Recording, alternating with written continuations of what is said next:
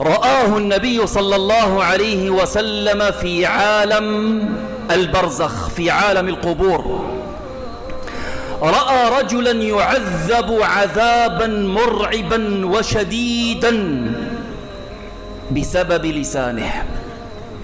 ماذا رأى حبيبنا النبي صلى الله عليه وسلم؟ رأى رجلا مستلق لقفاه، يعني على ظهره مستلق لقفاه، ورجلا آخر قائم عليه بكلوب. ما هو الكلوب؟ هذا هو الكلوب، الخطاف الذي تعلق به الذبيحة. يؤتى بالكلوب ثم يوضع في شدقه، يعني في طرف فمه، ثم يشرشر شدقه إلى قفاه، ثم يوضع